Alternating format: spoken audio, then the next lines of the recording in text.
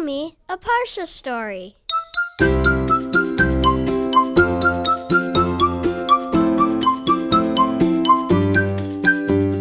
Welcome to Parsha Pals.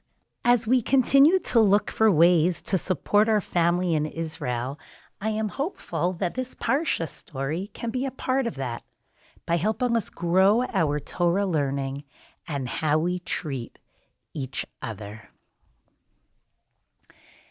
Dahlia was excited. She was growing out her hair. Her goal was to grow it out long enough that she could have 9 inches to donate, to make wigs for people who are sick, and still be able to put her own hair up in a pony. Well, every few days, Dahlia would take out her ruler and measure her hair.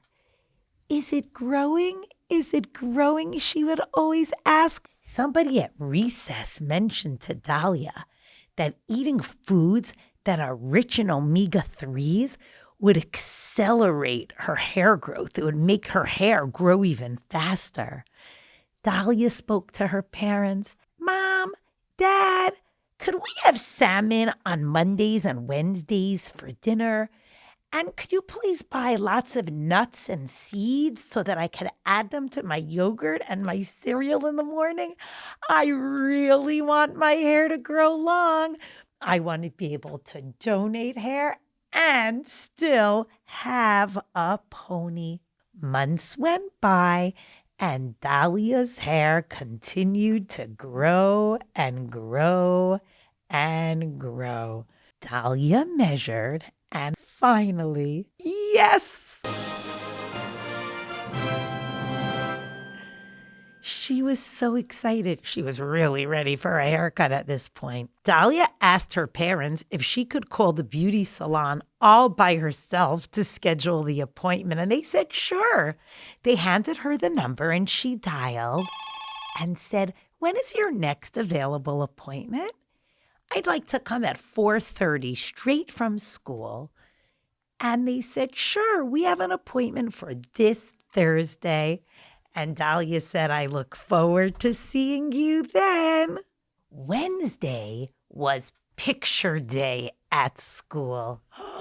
Picture day was such a fun day at Dahlia's school because on picture day, to make it really fun, when they took the individual pictures, the photographers would have the kids jump or lay down or move their arms in a fun way to make the pictures really come alive and express each child's personality.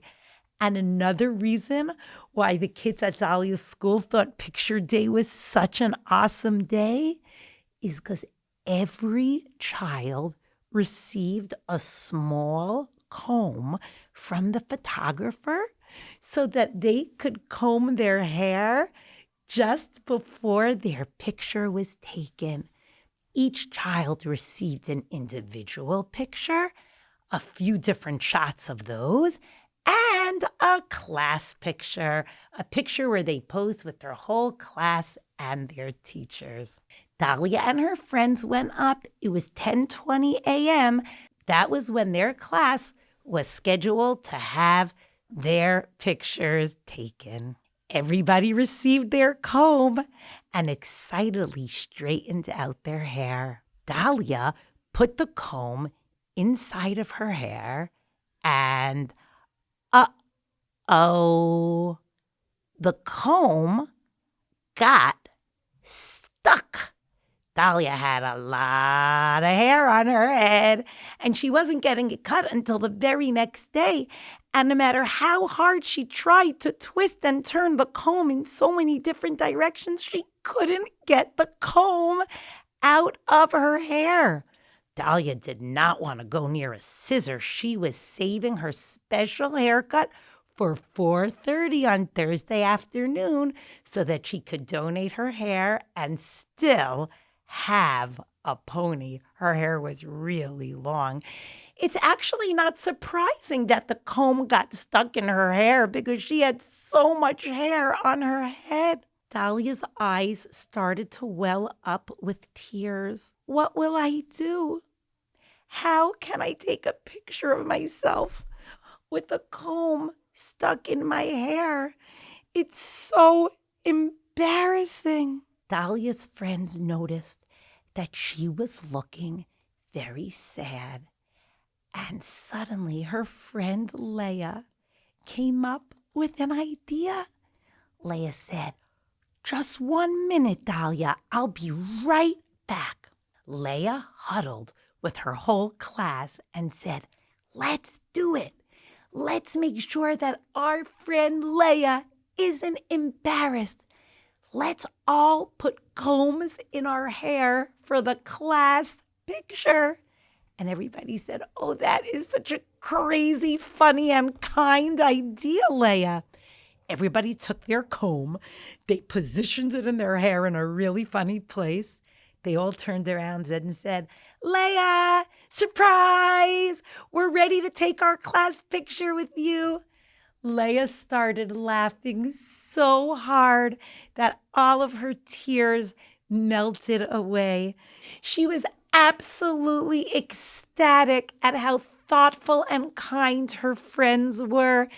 It would just look like a funny class picture with combs in everybody's hair. And that's exactly what the class did. For their class picture, they all had combs in their hair and they put their thumbs up. And that thumbs up was for each child was a reminder. Thumbs up for never embarrassing another person and doing whatever we can to protect the feelings of our friends and of our family. In this week's Parashat HaShavua, Vayigash, when Yosef is about to tell his brothers who he is, he orders first that all of the outsiders leave the room. Only then does he say, "Ani Yosef, ha'od avi chai?" I am Yosef, and is my father still alive? His brothers are in such a state of shock, and they're so embarrassed about their behavior that they weren't able to answer. And Yosef says to his brothers, "Don't be sad. I know now that you are upset and saddened over this sale. I'm not a slave. There's no reason for you to be sad. And Hashem sent me here so that now I can help all of you, since there is a famine and I can help with the food." Why did Yosef ask everybody to leave the room first? Yosef didn't want his brothers to be embarrassed, and having other people in the room finding out that his brothers sold him would have made his brothers feel embarrassed. We can all learn from Yosef to work as hard as we can to prevent a friend from being embarrassed or being in pain. And that's a lesson that we can learn from this week's Parsha and bring into our lives.